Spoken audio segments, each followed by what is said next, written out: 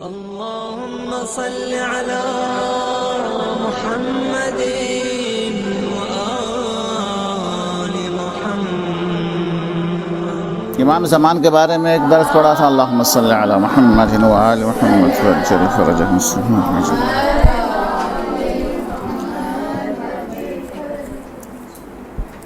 امام زمان کے حوالے سے بہت سارے موضوعات ہیں. ایک موضوع تو یہ ہے کہ امام علیہ السلام کی طول حیات، ایک شخص اتنی زندگی کس طرح سے، یعنی اتنے سال تک کس طرح زندہ رہ سکتا ہے. ایک موضوع ہے وہ، لیکن وہ زیادہ اہم نہیں ہے، چونکہ بہت سے سارے مصادیق ہے دنیا کے اندر. ملائکہ ہے، جنات ہے، شیطان ہے، یہ تمام کے تمام. حضرت خضر ہے، حضرت الیاس ہے. کتنے لوگوں کو ہے جو اللہ تبارک و تعالیٰ نے طولانی حیات عطا کی ہے. لہٰذا امام زمان علیہ السلام کی طولانی حیات کے بارے میں بحث کوئی خاص ضروری نہیں سمجھتا میں. اچھا، دوسرا جو ہے اہم جو درس جو اس امام زمان کے حوالے سے میں آج دو مطالب کی طرف اشارہ کرنا چاہوں گا. پہلا مطلب، سب سے زیادہ جس یاد کو ہم مناتے ہیں وہ ہے عاشورہ. امام علیہ السلام کا ظہور اور عاشورہ دونوں ایک شے ہیں. عاشور اور ظہور، عاشور اور ظہور، یہ دونوں ایک دوسرے سے مربوط ہے، یہ دونوں الگ نہیں ہیں. یوں سمجھے کہ عاشور مثال کے طور پر ایک نور ہے، ظہور نور کے اوپر نور ہے، نور و نلا نور ہے. عاشور ایک درخت ہے، ظہور اس کا پھل ہے. عاشور مقدمہ ہے، جیسے وضو غسل کی طرح، ظہور نماز کی طرح ہے اصل. عاشور در حقیقت درسگاہ ہیں. یہ سب کا سب مقدمہ ہے ظہور کے لیے. یہ واقعہ کو یاد رکھنے کا مقصد بھی امام علیہ السلام کے ظہور کی تیاری ہے.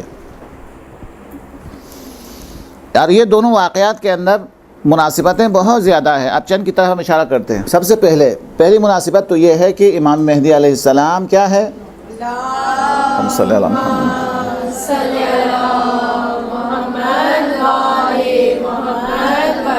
سب سے پہلے تو آپ کو پتہ ہے کہ یہ لقب ہے، لفظ مہدی ہے. درست ہے؟ مہدی غلط ہے، مہدی. اچھا، سب سے پہلے تو یہ امام حسین علیہ السلام کا فرزند ہے. یہ مناسبت تو یہ ہے. امام کس کے فرزند سے ہے؟ کن کی اولاد میں ہے؟ امام حسین کے فرزند ہے. فرزند امام حسین ہے. ظہور کا تعلق امام مہدی سے اور عاشور کا تعلق امام حسین سے. آپ ان دونوں کی مناسبت ہیں.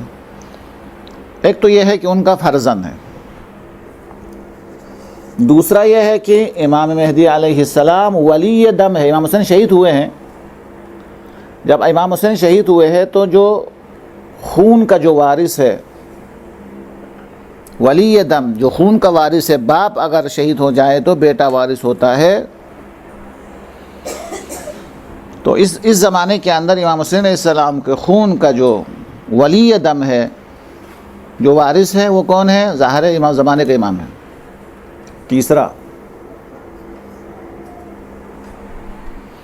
تیسرا یہ ہے کہ امام علیہ السلام کے پرچم پر یعنی علم پر جو لکھا ہوگا وہ کیا ہے؟ یا لثارات الحسین. کیا مطلب ہے؟ کہاں ہے؟ یا نوانا کہاں ہے وہ لوگ جو امام حسین علیہ السلام کے خون کا بدلہ لینے والا ہے. پرچم کے اوپر لکھا ہوگا، امام زمان کے پرچم کے اوپر لکھا ہوگا یا لثارات الحسین. وہ لوگ کہاں ہیں جو خون امام حسین علیہ السلام کا انتقام لینے والے ہیں. اچھا، یہ مناسبات ہے. اچھا، چوتھی مناسبت بہت ساری ہے. چوتھی مناسبت یہ ہے کہ اگر آپ واقعہ عاشورہ کو آپ سنیں، شب عاشور وغیرہ، امام حسین علیہ السلام اپنے ساتھیوں سے امام زمان کے بارے میں ذکر فرما رہے تھے کہ ہم شہید ہو جائیں گے، لیکن ہمارا خون کا بدلہ جو ہے، میرا فرزند، آخری فرزند، یعنی جو سلسلہ امامت کا آخری فرزند، وہ ہمارے خون کا بدلہ لے لیں گے. تو یہ عاشوراء کے اندر امام علیہ السلام کا ذکر ہے، ان کا تذکرہ ہے، یہ عاشور کے اندر ہے. اور امام علیہ السلام جب ظہور فرمائیں گے تو سب سے پہلے عاشوراء کا ذکر فرمائیں گے، یعنی یہ دوسرے سے مربوط ہے.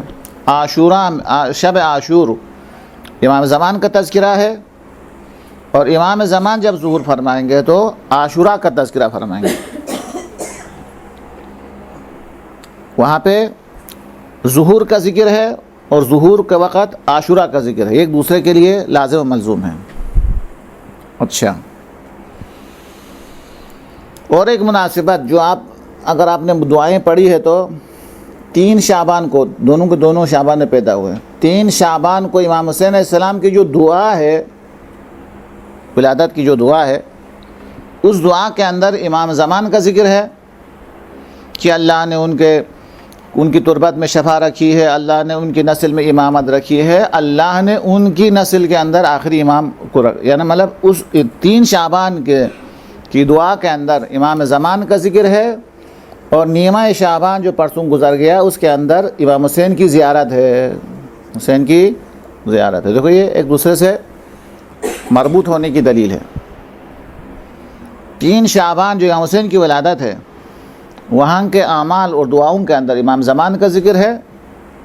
15 شعبان جو ہمارے آخری امام کی ولادت کی تاریخ ہے، اس میں امام حسین کی زیارت کیا ہے؟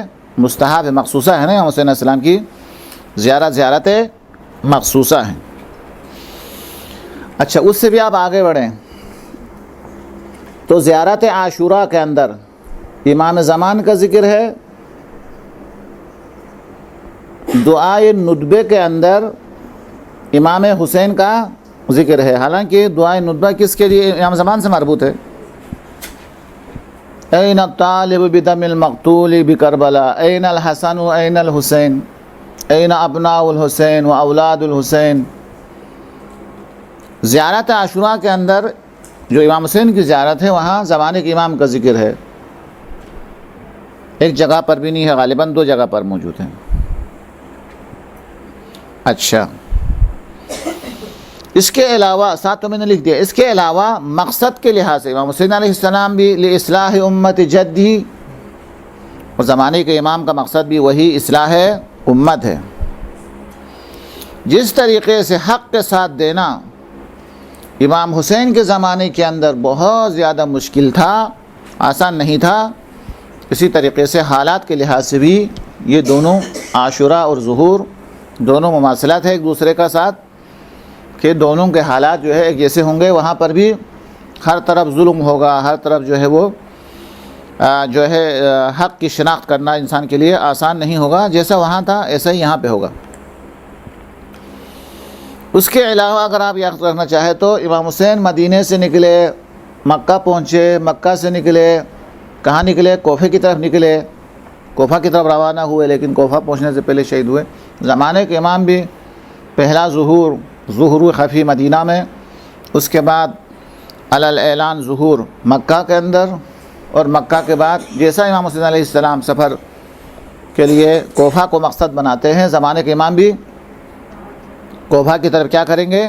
سفر اختیار کریں گے. امام زمان کا دارالحکومت کہاں ہوگا؟ شہر کوفہ ہوگا.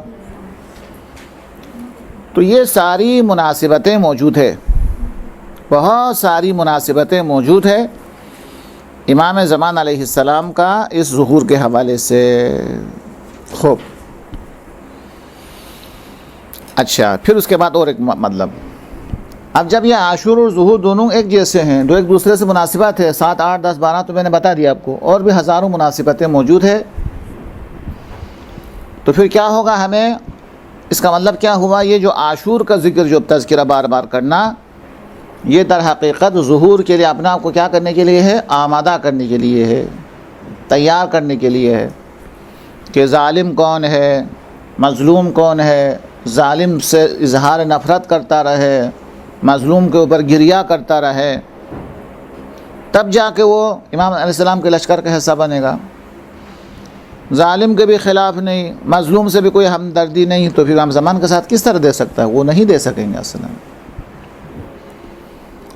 اب اس کے اندر جو آج کے موضوع میں شامل نہیں ہے لیکن بہت اہم ہے، وہ یہ ہے کہ عاشور جو ہے ایک دم ایسا واقع نہیں کہ ایک دم ہوا ہو۔ اس عاشور کے لیے اللہ کے رسول امام حسین کو تیار فرما رہے تھے، تربیت دے رہے تھے کہ آپ کو یہ کرنا ہے، اور حضرت زہرا علیہ السلام حضرت زینب کو تربیت دے رہی تھی کہ کس طریقے سے ظالم کے دربار میں خطبہ دینا ہے، کس انداز سے دینا ہے۔ جس طریقے سے مولائے کائنات حضرت عباس کو عاشور کے لیے کیا کر رہے تھے؟ تیار کر رہے تھے۔ جس طریقے سے امام حسن علیہ السلام حضرت قاسم کے ہاتھ پہ تعویذ باندھ کر کربلا کے لیے تیار کیا جا رہا تھا، اور جس طریقے سے امام حسین علیہ السلام علی اکبر کو کیا کر رہے تھے؟ کربلا کے لیے تیاری ضروری ہے، یہ مسئلہ ہے۔ عاشور اور ظہور دونوں ایک دوسرے کے ساتھ لازم و ملزوم، ایک درخت ہے، ایک اصل ہے اور ایک فرع ہے، ایک درخت ہے، ایک اس کا میوہ ہے، ایک مقدمہ ہے، دوسرا مقصد ہے۔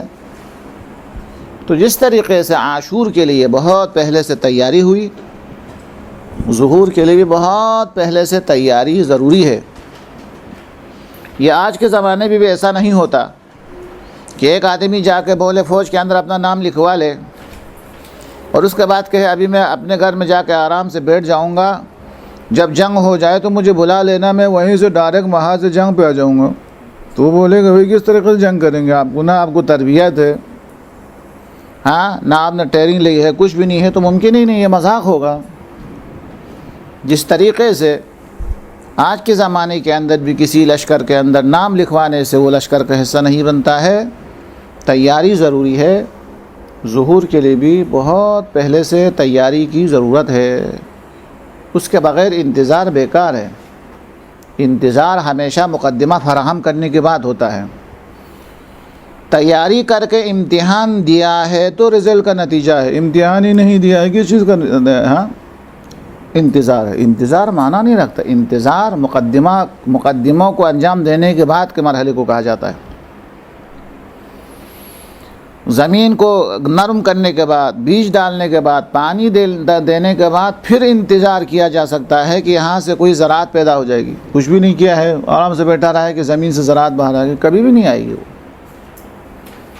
بالکل اسی طریقے سے نہ کسی مولانے کو بلایا ہے، نہ کسی کو مجلس کے اندر بلایا ہے، کچھ بھی نہیں ہے، اور گھر کے اندر بیٹھ کے بولا ہمیں مجلس کا انتظار ہے، تو وہ لوگ مذاق اڑائیں گے۔ انتظار جو ہے اس وقت ہوتا ہے کسی ذاکر سے بات کی ہو، لوگوں کو مجلس کے اندر آنے کی دعوت دی ہو، گھر کے اندر جو ہے فرش عزا جو ہے بچھا دی ہو، پھر کہہ سکتے ہیں کہ مجلس کا انتظار مقدمات چاہتا ہے،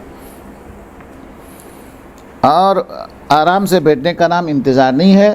انتظار ہمیشہ مقدمات فراہم ہونے کے بعد ہوتا ہے۔ تو اگر ہم انتظار میں ہے، حالت انتظار کے اندر ہے، تو حالت انتظار انسان سے عمل کا تقاضا کرتا ہے۔ اچھا، موضوع کو بدلنے سے پہلے حدیث کے اندر آیا ہے، کتابوں کے اندر آیا، علماء سے ہم نے سنا ہے کہ جو شخص امام علیہ السلام کے لشکر کے اندر حصہ بننے کے لیے تیاری شروع کرتا ہے اور اپنے آپ کو اس حصے کے اندر جو تیاری کرنی چاہیے وہ تیاری کر لیتا ہے، تو فرمایا اس کے لیے سمجھو امام ظاہر ہو چکے اصلا۔ اب اس کو کیا مقصد یہی تھا کہ تیاری ہو گئی، تیاری شروع ہو گئی، تو ٹھیک ہے، اس کے لیے سمجھو ظہور ہو گئی امام علیہ السلام پر۔ تو یہ ہوئی۔ تو ایک تو یہ ہے کہ عاشور جو یہ ابھی ہم جو مناتے ہیں، یہ عاشور نہیں تو وہی ہوگا جیسے ایک شخص نے مجھے کربلا ہی میں پوچھا تھا۔ ٹھیک ہے، اس وقت جب علی اکبر کو شہید کیا جا رہا تھا، حضرت علی اکبر کو اذیت بھی ہو گئی، تکلیف بھی سب کچھ ہے، لیکن اب تو شہید ہو کے اتنے سال ہو گئے، وہ جنت میں آرام کر رہے، ایسا تو نہیں وہ آرام کر رہا، ہم ادھر خواہ مخواہ رو رہے پیٹ رہے ہیں ضرور سے۔ تو اس کا جواب صریح یہ ہے کہ اس عاشور کے لیے نہیں ہے، یہ آنے والے ظہور کے لیے ہے۔ مظلوم سے ہمدردی باقی رہے، ظالم سے نفرت باقی رہے دل کے اندر، تاکہ ظہور کے وقت یہ کام آ سکے۔ ورنہ مظلوم سے ہمدردی نہیں ہے، ظالم سے نفرت نہیں ہے، تو پھر امام زمان کا ساتھ خواہ کیوں دے گا وہ؟ اچھا، پھر اگلا مرحلہ یہ ہے کہ ظہور کا انتظار وہی کرے گا جو زمانے حال سے بیزار ہوگا۔ وہ اپنے نظام سے بڑا خوش ہے، بہترین بچت جو ہے بہترین اس سے خوش ہے، بہترین نمائندہ جو اس سے وہ خوش ہے، صدر سے، وزیر اعظم سے، ملک سے بہت خوش ہے، نظام سے بڑا خوش ہے، اور ان کے کامیاب ہونے پر جشن بھی منا رہے، سب کچھ منا رہے۔ اس کا مطلب ظہور کا انتظار تو نہیں ہو رہا، پھر انتظار کے لیے تو حالات سے بیزار ہونا ضروری ہے۔ جو شخص موجودہ نظام سے بیزار ہوگا وہ کسی انقلاب کا انتظار کرے گا، جو موجودہ نظام کو بہترین نظام سمجھ رہا ہوگا وہ کیوں انتظار کرے گا؟ وہ انتظار مذاق ہے اس کا۔ شرط اول یہ ہے کہ سب سے پہلے وہ موجودہ نظام سے کیا ہو جائیں؟ بیزار ہو جائیں، اس سے نفرت ہو، اس سے بیزاری ہو، اس کے کسی کامیابی کو کوئی جشن منانے کا مفہوم نہ ہو، تو وہ جو ہے انتظار ہے، وَإِلَّا وہ مذاق ہے باقی۔ یہ ایک مطلب تھا جو میں نے آپ کے سامنے بیان کرنا چاہا۔ تو بیزار ہونا، ہاں علامہ اقبال نے بھی کہا کہ وہ ہاں ہے زمانے میں وہی کیا ہے تمہارا امام برحق جو تمہیں حاضر و موجود سے بیزار کرے۔ وہ حاضر و موجود سے بیزار کرے وہ امام ہوتا ہے اصل میں۔ جو حاضر اور موجود کا عاشق بنا دے وہ امام نہیں ہوتے، وہ غلام بنانے والا ہوتا ہے۔ ہر موجود سے، ہر شے سے بیزار کر دے، خدا کا بنا دے، الہی بنا دے، ہر شے سے آزادی دلا دے، وہ امام برحق ہوتا ہے۔ خوب، تو ظہور کے یہ ہے۔ اب میں موضوع کو تھوڑا سا بدل کے 10-15 منٹ اور رہ گیا تو اس میں موضوع کو بدل رہا ہوں۔ اب جو ہم انتظار کر رہے ہیں جس سے انقلاب کا یا اس امام علیہ السلام کے ظہور کا، اس کے شرائط کو شاید پہلے ذکر کیا تھا غالباً، یا ذکر کیا تھا نہیں کیا تھا۔ پہلی شرط، ہمارے اندر اتنی استعداد ہو، طاقت ہو کہ ہم اس نظام کو سمجھ سکیں، ایک۔ دوسری شرط، امامت نعمت عظمیٰ ہے جو اللہ تبارک و تعالیٰ نے ہماری نافرمانی کی وجہ سے، اماموں کے ساتھ نہ دینے کی وجہ سے سزا کے طور پر امام کو ہم سے الگ رکھا ہے۔ جب تک ندامت نہ ہو، امام کے ساتھ دینے کا وعدہ نہ ہو، امام ظہور نہیں فرمائیں گے۔ جی مثلا امام نعمت ہے، امامت نعمت ہے۔ حضرت علی علیہ السلام کا زمانہ تھا، لوگوں نے علی کے ساتھ نہیں دیے، امام حسن کے ساتھ بھی نہیں دیا، امام حسین کے ساتھ بہت کم لوگوں نے دیا۔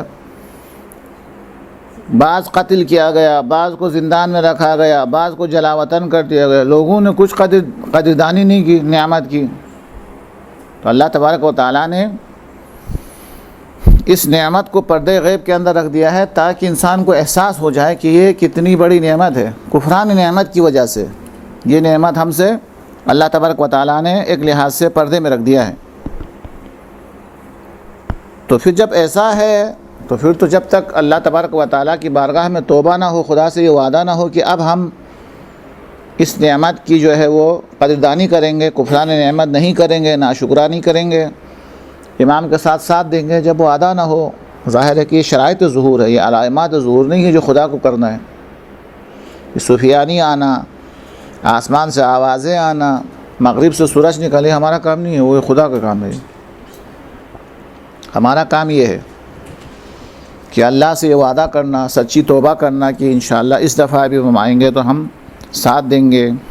پھر نظام کو سمجھنا کہ جب تک ہم نظام کو نہیں سمجھیں گے، امام آ کے کیا کریں گے؟ پھر ہمارے اندر وہ صلاحیت موجود ہے ہی نہیں ہے نظام کو سمجھ سکے، تو امام تو ظہور نہیں فرمائیں گے۔ آخری نبی سب سے پہلے خلق ہونے کے بعد آخر میں کیوں آئے؟ چونکہ اس سے پہلے آتے تو اس کے نظام کو سمجھ بھی نہیں سکتے تھے لوگ۔ تو نظام کو سمجھنے کی صلاحیت۔ اور تیسرا، صحیح معنی کے اندر انتظار، شدت، حالات سے بیزار ہو اور صحیح معنی میں لوگ صحیح معنی میں انتظار کرنے لگے تو امام علیہ السلام ظہور فرمائیں گے۔ چونکہ امام علیہ السلام ایک ایسا انقلاب لانے والا ہے جس انقلاب کے اندر کوئی باطل کا شائبہ تک نہیں ہے۔ اللہ نے کیوں پردے غیب، فلسفہ غیبت، اللہ نے امام زبان کو پردے غیب کے اندر کیوں رکھا ہے؟ اگر امام علیہ السلام پردے غیب میں نہ ہوتے، فرض کر لو پاکستان کے اندر ہوتے تو پاکستانی پاسپورٹ تو ضرور ہوتا، آپ پاکستانی پاسپورٹ لے کے دبئی میں چلے جاتے تو وہاں تو پھر مشکلات آ جاتا ہے نا پاکستانی پاسپورٹ کے. پاکستان کے اندر رہتے تو پاکستانی قوانین کا خیال رکھنا ضروری ہوتا. اللہ تبارک و تعالیٰ نے آخری حجت کو پردے کے اندر رکھا تاکہ کسی قانون کے پابند نہ ہو, آزاد ہو, کسی ملک کے پابند نہیں ہو, کسی کو اپنے اوپر سربراہ نہیں مانتے, وہ نہ کسی زمین کی کسی ایک سرحد کے ساتھ مخصوص ہے, نہ کسی ملک کے ساتھ مخصوص ہے, نہ ان کے قوانین کا حلف اٹھانا اس کے لیے ضروری ہو. آزاد ہی آزاد اللہ نے رکھا ہے. نہیں ہوں گے, ہر جگہ ہوں گے, ہر جگہ ہوں گے. امام علیہ السلام کی غیبت کے بارے میں بہت سارے اقوال ہیں, لیکن اس میں برمودہ نہیں ہے خلاصہ. جی ہاں جی ہاں جی ہاں, وہ ہمارا عقیدہ کا حصہ نہیں ہے. بعض لوگ آپ دعائے کمیل کے اندر ہم کیا ہے زی توا او برضوا ام زی توا یہ وغیرہ ہے نا, یہ رضوا ہے, زی توا ہے, یہ مقامات کا نام ہے. مدینہ مکہ کی جو مخصوص جگہ ہے, کسی جگہ کا نام رضوا ہے, کسی جگہ کا نام زی توا ہے. کہ امام زمان سے وہ دعائے رتبہ کے اندر کہتے ہیں کہ میں کہاں کہاں تلاش کروں, رضوا کی زمین پہ جا کے تلاش کروں, زی توا میں جا کے تلاش کروں. بعض روایت کہتی ہے کہ وہاں ہے. مثلا بعض روایات کے مطابق زمانے کے امام صحرا بیابان ان مقامات پر آپ رہتے ہیں. بعض روایات کے مطابق امام علیہ السلام ہمارے درمیان رہتے ہیں. اسی کو زیادہ قوی سمجھا جاتا ہے. ہمارے درمیان رہتے ہیں اور ہمارے ساتھ زندگی گزار رہے ہوتے ہیں, ہماری مدد بھی کر رہے ہوتے ہیں. ہم اس کو پہچان نہیں سکتے. خلاصہ وہی جو مثالیں میں نے دی تھی. یہ اولادیں بھی ہے, سب کچھ. جی جی جی جی جی آبا صالح, اگر آبا صالح کس لیے کہتے ہیں. چلیں, لیکن جزیرہ برمودا وغیرہ یہ عقائد پانی میں امام علیہ السلام کا جو وکیل ہے حسین ابن روح, وہ پانی سے مربوط ہے. امام زمان تو اچھا چلے بتانا ضروری تھا. یہ بتاؤں آپ کو, آپ کا نام کیا ہے؟ امام زمان. کیا معنی ہے اس کا؟ معنی زمانے کا امام. یہ ہے اصل میں سمجھنے کا. امام زمان یعنی وہ ہم زمان نہیں, ہم زمانیات ہے. ہم زمان سے منسوب ہے. زمین بھی زمان سے منسوب ہے, سورج بھی زمان سے منسوب ہے, دن اور رات بھی زمان سے منسوب ہے. زمانے کے امام ان سے بلا. اچھا, اس میں امام زمان عربی لفظ ہے یا صاحب الزمان. عربی کے اندر کیا ہے؟ صاحب الزمان. یہ تو عربی لفظ ہے نا. ولی العصر, عصر وہی زمانہ, ولی العصر یہ عربی لفظ ہے. اسی کا ترجمہ ہم کہتے ہیں امام زمان. السلام علیکم یا صاحب الزمان, السلام علیکم یا ولی العصر, صاحب العصر والزمان, یا صاحب العصر لکھ دے, کوئی حرج نہیں ہے. یہ صاحب عصر اور ولی العصر اس کا ترجمہ ہے. کس کا امام؟ زمانے کا امام, صاحب العصر. زمانیات کا امام نہیں, زمانے کا امام. چلو میں اس مطلب کو سمجھانے کے لیے ایک واقعہ سناتا ہوں. میر داماد ایک شخص ہے, کہتا ہے کہ ان کی والدہ تھی غالباً, کہے والدہ بیمار ہو گئی. ڈاکٹر نے جواب دیا. ہم اس کو لے کر گئے, نجف گئے. نجف میں امام کی زری میں پہنچے, امام کے زری میں دعا مانگ رہے تھے. کسی شخص نے کہا کہ عصر کے ٹائم پہ کوئی شخص آتا ہے, وہ بتا سکتا ہے کہ کیا بیماری ہے, تمہاری والدہ ٹھیک ہو سکتی ہے نہیں ہو سکتی ہے, وہ بتا دے گا. بولو. کہتا ہے کہ میں ظہر کے زوال کے وقت انتظار کرتا رہا تو ایک شخص آیا, تو ہم کچھ کہنا چاہتے تھے. ہمارے کچھ کہنے سے پہلے خود ہی انہوں نے کہا کہ آپ لوگ فلان جگہ سے آئے ہیں. صحیح بتایا انہوں نے. آپ لوگ ایک خاتون کے مسئلے میں میرے پاس آئے ہیں, وہ بھی صحیح بتایا انہوں نے. پھر کہا اس خاتون کی بیماری پورے بدن کے اندر پھیل چکی ہے, اب یہ پتہ نہیں, اور یہ خاتون 7 دن کے اندر مرنے والی ہے. یہ کہہ دیا، انہوں نے پوچھے بغیر، انہوں نے بغیر پوچھ کے ایڈوانس بتا دی صاحب۔ میر داماد کہتا ہے کہ دو تو آپ نے صحیح بتائے کہ فلان جگہ سے آئے ہیں، آپ نے صحیح کہا، ٹھیک ہے، پوچھے بغیر آپ نے صحیح بتایا، اور ہم ایک خاتون کی بیماری کے بارے میں پوچھنا چاہتے ہیں، یہ بھی تم نے صحیح بتایا، لیکن باقی جو دو ہے کہ بیماری پورے بدن کے اندر پھیل چکی ہے، یہ 1 ہفتے کے اندر مرنے والی ہے، ہم اس پر کیسا یقین کریں؟ تو اس نے کہا کہ اگر آپ یقین کرنا چاہیں تو آپ میرا امتحان لے لیں۔ کہا کس طرح امتحان لے لیں؟ کہتے کہ آپ اپنے ذہن کے اندر کچھ لائے، میں بتا دوں گا کہ تم نے اپنے ذہن میں کیا لایا، بتا دوں گا۔ میر داماد کہتا ہے کہ میرے چاچا نے، ان کے والد نہیں تھے، چاچا نے سر تھوڑا نیچے کیا اور کہا آپ بتائیے کیا ہے؟ تو اس شخص نے تصویر کو گھمانے کے بعد کہا آپ نے ایک شخص کا ارادہ کیا ہے جو اس وقت لبنان میں ہے، یہ کہا۔ پھر کہا بس سوری، وہ لبنان سے مدینہ پہنچ گئے، بولا۔ پھر کہا نہیں ابھی تو یہ تو مکہ پہنچ گئے۔ کچھ دیر کے بعد وہ اپنی جگہ سے بلند ہو گئے، انہوں نے کہہ دیا کہ آپ نے زمانے کے امام کا ارادہ کیا ہے۔ تو انہوں نے کہا کہ آپ کو کیسے پتہ چلا میں نے زمانے کے امام کا ارادہ کیا؟ تو کہا کہ پہلے جب میں نے دیکھا تو وہ لبنان میں تھے، پھر چند لمحے کے اندر وہ مدینہ پہنچے، پھر چند لمحے کے بعد وہ مکہ پہنچے۔ خیر یہ تو طویل العرض ہے، یہ تو کسی کے پاس بھی ہو سکتا ہے یہ علم، اس وقت تک تو مجھے بھی نہیں پتہ چلا کہ آپ نے زمانے کا امام کا ارادہ کیا ہے۔ میں نے 3 نشانیوں سے میں نے اندازہ لگایا کہ مجھے پتہ چلا کہ آپ نے امام زمان کا ارادہ کیا ہے۔ نمبر 1، جب وہ مکہ پہنچے اور جب اس نے خانہ کعبہ کا طواف شروع کیا تو میں نے دیکھا کہ یہ کعبہ کا طواف کر رہے تھے تو کعبہ ان کا طواف کر رہا تھا۔ یہ بڑا بات ہے۔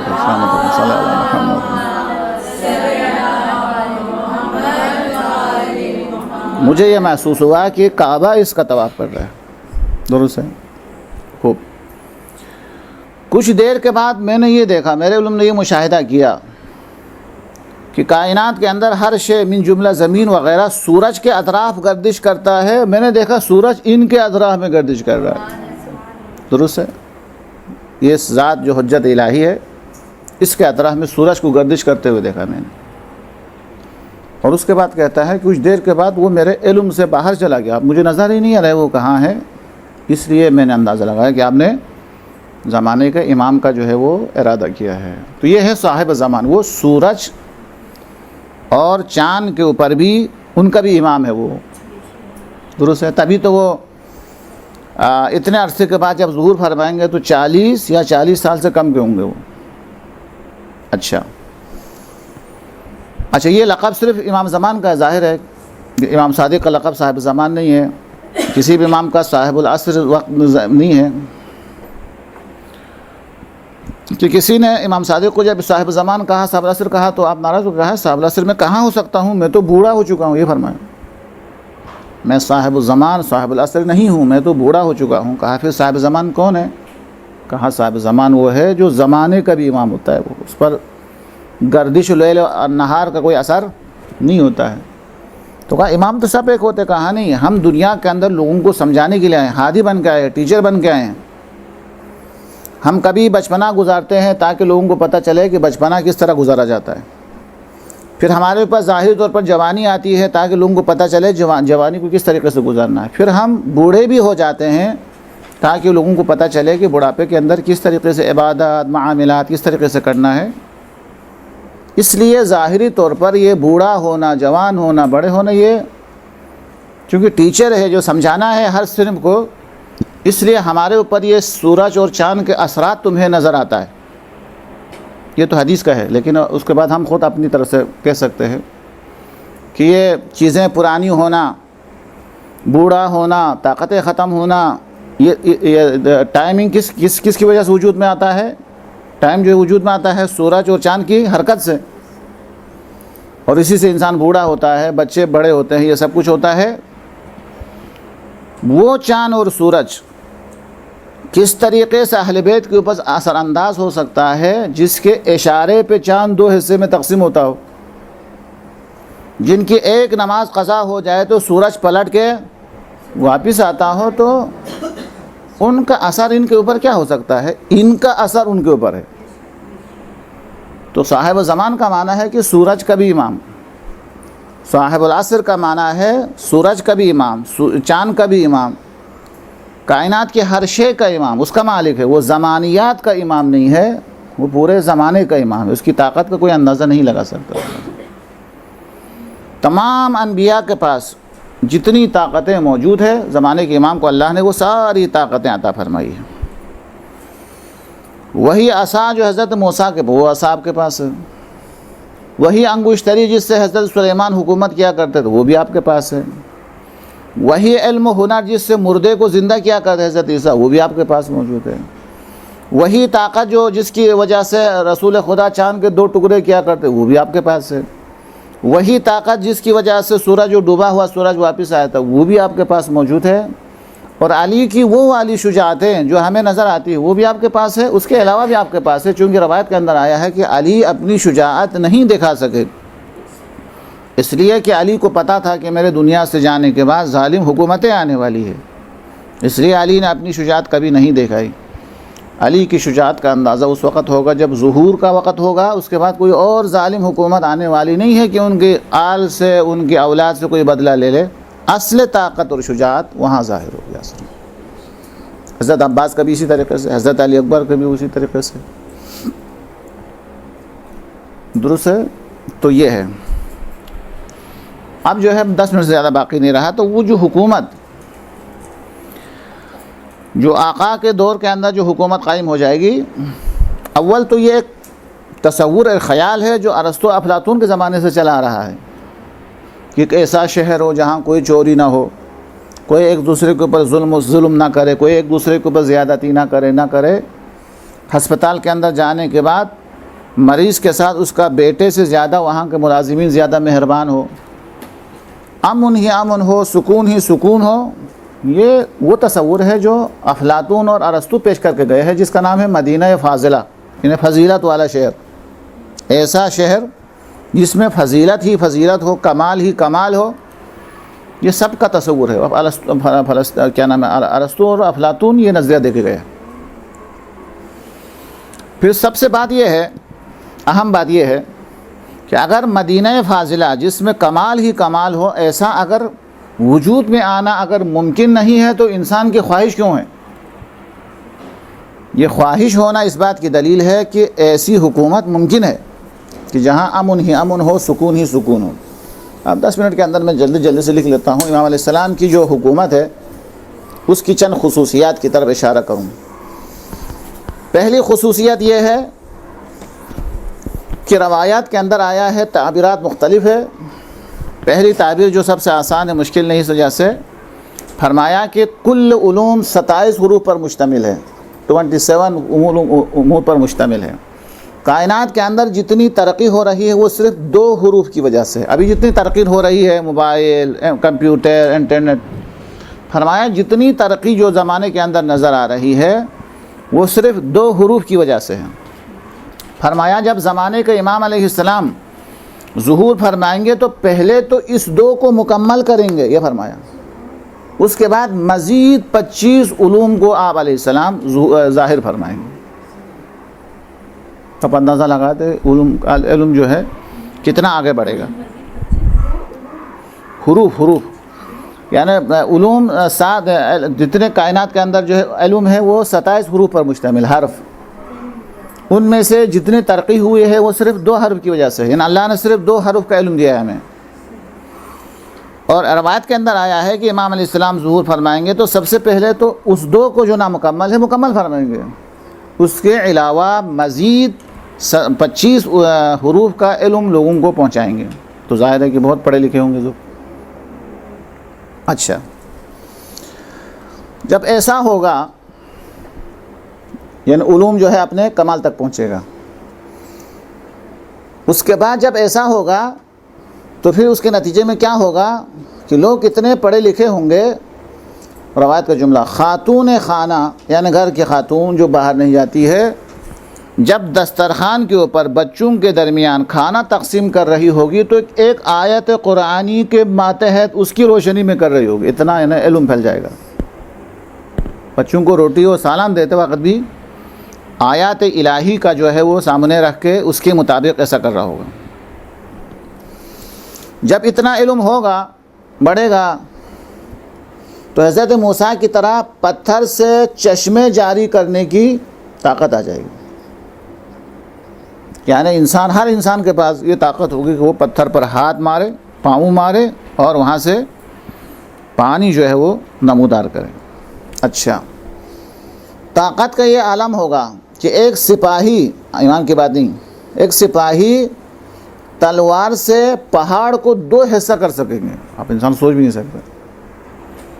امام علیہ السلام کی سپاہی، ان کے لشکر کا جو حصہ ہے وہ اپنی تلوار سے پہاڑ کو 2 حصے میں تقسیم کر سکیں گے. تو جنہوں نے امام کو نہیں دیکھا ہے وہ کہیں گے کہ جب سپاہی میں اتنی طاقت ہے تو پھر ذوالفقار میں کتنی طاقت ہوگی. پھر وہ ڈریں گے. وہ جو ہے وہ صلی اللہ علیہ وسلم.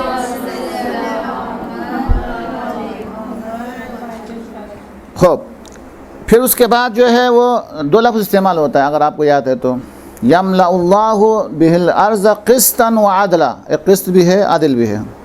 کما ملئت ظلما وجورا، 2 لفظ ہے. ایک دوسرے سے اتنے قریب ہو جائیں گے، ایک دوسرے سے قریب ہو جائیں گے، یعنی آج کی اصطلاح کے اندر نہ مچھر ہمیں کاٹ کے ڈینگی بخار کرے گا، ہاں، نہ جو ہے کوئی جانور شیر ہمیں کاٹ سکے گا. وہ سب کے سب ہمارے خادم بنیں گے. ایک دوسرے، کوئی انسان کو اذیت دینا تو دور کی بات، جانور کو بھی اذیت نہیں دے گا، جس کو کہا جاتا ہے قسط. قسط وَبِهِ يَمْلَأُ اللَّهُ الْأَرْضَ قِسْطًا وَعَدْلًا، عدل بھی ہوگا، قسط بھی ہوگا. کما ملئت ظلما وجورا، جیسا کہ دنیا کے اندر کیا ہو رہا تھا، پہلے ظلم بھی ہو رہا تھا، جور بھی ہو رہا تھا. اب جب وہ ظہور فرمائیں گے، نہ کسی جانور پر ظلم ہوگا، جو قسط، نہ انسانوں پر ظلم ہوگا، نہ اپنا آپ پر ظلم ہوگا. گناہ نہیں کریں گے، اپنا آپ پر بھی ظلم نہیں ہوگا. اور گناہ کیوں نہیں کریں گے؟ عجیب، استاد کے ہاتھ میں جو چھری ہے وہ بھی بولنا شروع کرے گی. جوتے کے جو بند ہے، یہ بھی بولنا شروع کریں گے. اور چھپ کے بھی گناہ کرنے سے ڈریں گے، کہیں امام کو یہ شکایت نہ کرے، السلام دور سے دیوار جو ہے کہیں شکایت نہ کرے. تو یہ انسان جو ہے نہ کسی اور پر ظلم کرے گا، نہ کسی جانور پر ظلم کرے گا، کچھ بھی نہیں کرے گا. خلاصہ اچھا، اب تو بہت زیادہ ہے، ان سب کو بتانے کا ذکر نہیں رہا، ٹائم نہیں رہا. اب جو ہے انسان، عام انسان کی عقل 40 گنا اس کی عقل میں اضافہ ہوگا. 1 سال 10 سال کے اوپر بھاری ہوگا. اتنے خوشحال ہوں گے کہ بچے دعا کریں گے پروردگار ہم کب جوان ہو جائیں، اور بوڑھے تمنا کریں گے کاش ہم دوبارہ بچے ہو جائیں. زندہ دعا کریں گے کاش ہمارے مرنے والے زندہ ہو جائیں تو ہمیں دیکھ کے کتنا خوش ہو جائیں. یعنی ایک دوسرے کو یاد کریں گے. اس طرح بادلوں پر سفر کرنا جیسے سلیمان کرتے تھے، ایسا ہمارے لیے ممکن ہوگا. اور اس سے زیادہ اور کیا کر سکتے، ترقی کا وہ عالم ہوگا کہ پوری دنیا کا سیر کرنے کے لیے 1 گھنٹہ بھی کافی ہوگا. 1 گھنٹے میں پوری دنیا کو دیکھ سکے گا. بغیر آلہ کے دنیا کے ایک حصے سے دوسرے حصے کو دیکھ سکے گا. بغیر آلہ کے وہاں کی آواز وہ یہاں سن سکے گا.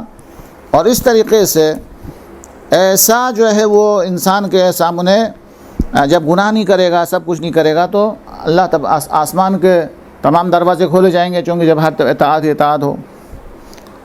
زمین خوش ہو کے اپنے تمام خزانے جو ہے وہ باہر نکال کے انسان کے سامنے پیش کرے گی کہ اطاعت کو دیکھ کے.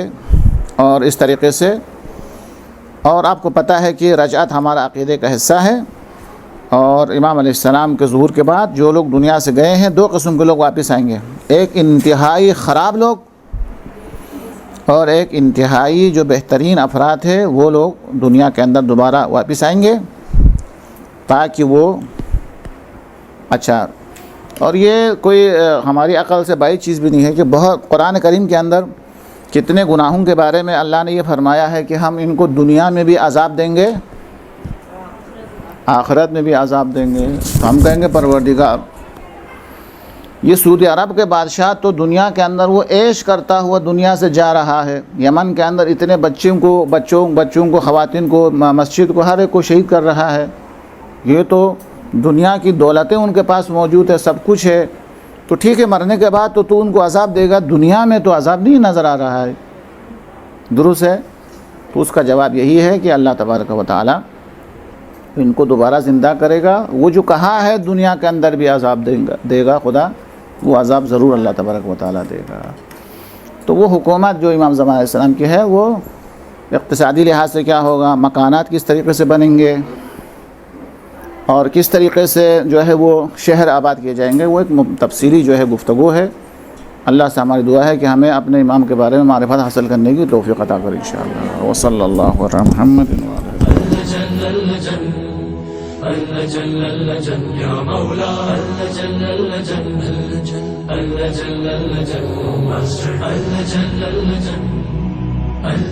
يا صاحب السماء